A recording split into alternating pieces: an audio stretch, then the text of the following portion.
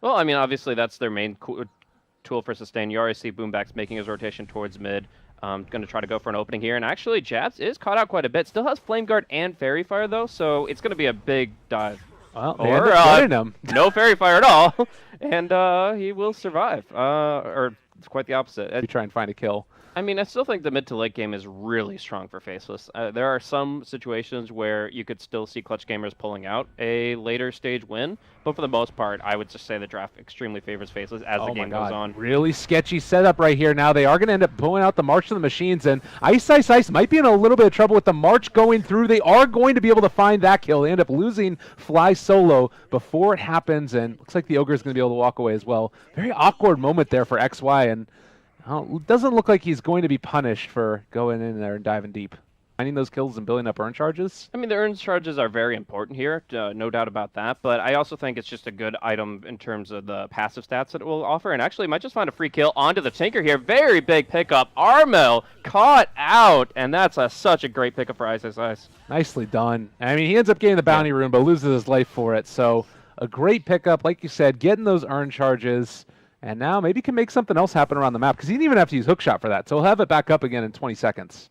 Yeah, I think the biggest thing is just getting as much health early on in Clockwork. You used to have like the Bulba build that involved treads and bracers and Magic Wand, but in this case you can kind of move towards more proactive items after this Earn of Shadows. Oh, Nuts up here in the bottom lane is going to end up getting ran down. Hana as well as Bonebox able to find him.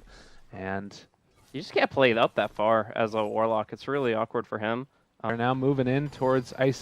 Doesn't look like he is going to be able to make too much of this. Maybe can get the hook shot out to the creeps in just a second. And, well, ends up getting caught there, actually. They are going to be able to be blocking his path. And now Ice in trouble, is going to get punched to death, as well as the March of the Machines. Jabs on top of the Ogre Magi now, and well, he's actually walking out of there. Remnant forward. He's still a pretty tanky guy. Flies solo, trying to walk out, and they use another Remnant to secure the kill from Jabs. Yeah, that hero is so damn tanky. But in the end, I think that it's okay to make that a 1-for-1. You get the global out of it. They don't have any way to stop Ember Spirit and Anti-Mage from jumping in and out. So that global is really the lifeblood of this team in terms of finding kills. Am I having deja vu right now? What the heck is going on? Ice about to go down again, the exact same spot. Tries to make his way out, but all right. I don't know. I guess is it just continuing to make space? You may force the rotations up top. He wasn't expecting them to come back. What's going on? Yeah, I mean, you can say space all you want, but that does seem like it was a little bit too far forward. The thing is, they're going to be able to get mid off of it, or at least a lot of damage on it. Actually going to drop the rock here. Oh my god, the Remnant's forward. They've been able to find the Tinker, and he is going to drop. So 2 down for Jabs, and they will take that tower. And actually still have the Purge creep on the Darkseer, so he can't surge out here. This actually might be a kill again. We're going to be seeing the Echo Stomp try to head him off. Purge creep does not get the... Oh, he's out of mana. Oh. Abby goes for the clear objective and taking the tier 1 in mid. So we're going to be seeing down bottom potential. Ultimate could come out from Anti-Mage. Yeah, he'll just stop the Tinker in his tracks, and that is a freebie for Black.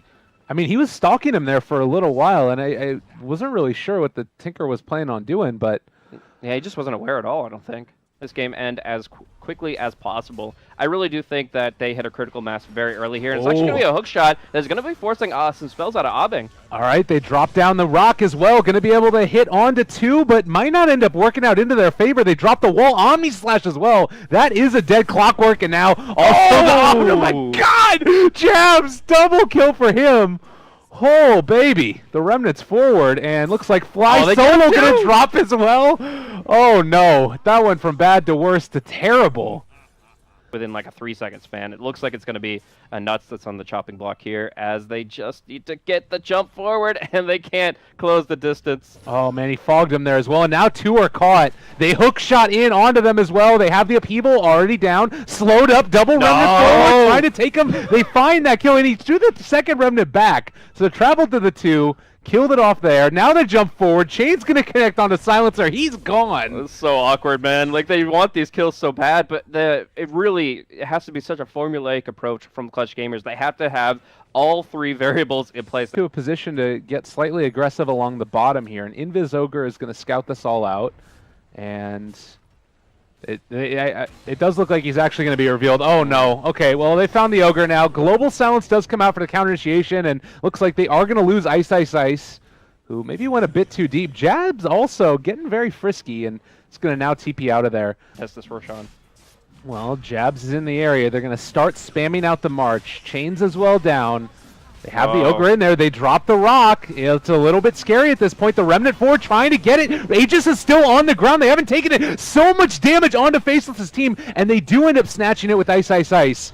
But it might come at a big old cost as they're starting to run them down. Everybody runs into the Cogs, but will still get pushed back by the Cogs. That's going to be 3 dead.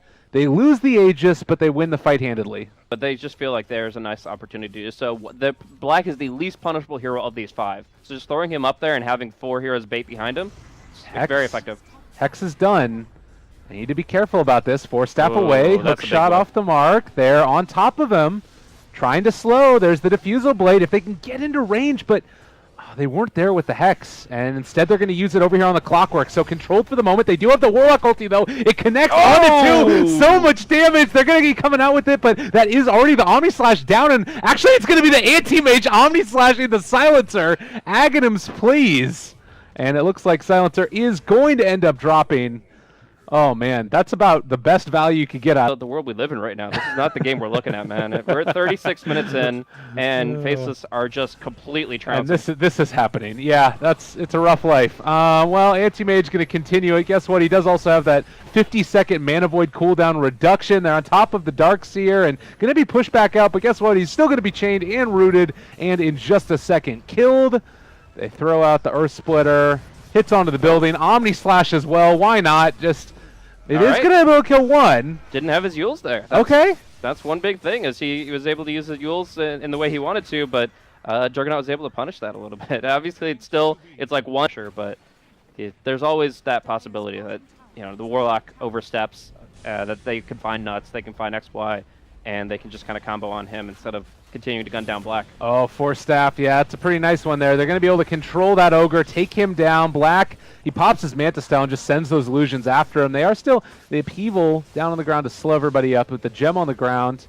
That might stop him. Oh, Juggernaut get maybe a bit too far forward there. He's put to sleep. There's the vacuum wall onto 3. Okay, Global as well if they can make this work somehow, some way, but there's just no follow-up. There's nothing there. Omni Slash is going to be onto 2, so Ice Ice Ice is going to drop and possibly can run down another. Is able to get the spin away before the Echo Stomp comes out. But they're on top of him. There's the Warlock ulti. They drop the upheaval as well. Everybody's slowed to hell.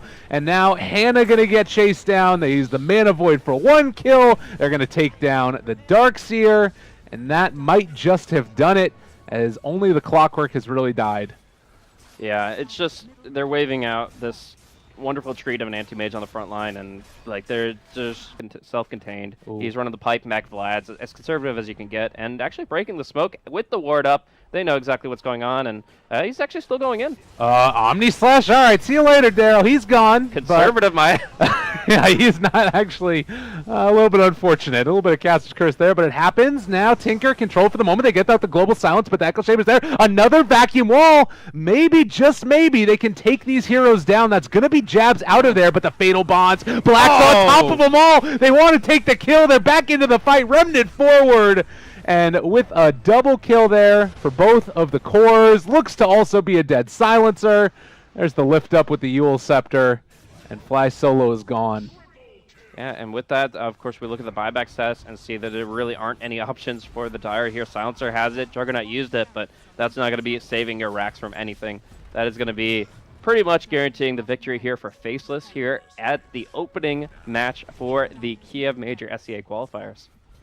Well, beautiful display from them. Nothing that I think anybody is surprised by. Still, a couple of cool things to talk about in the draft as the GG is finally going to be called by Clutch.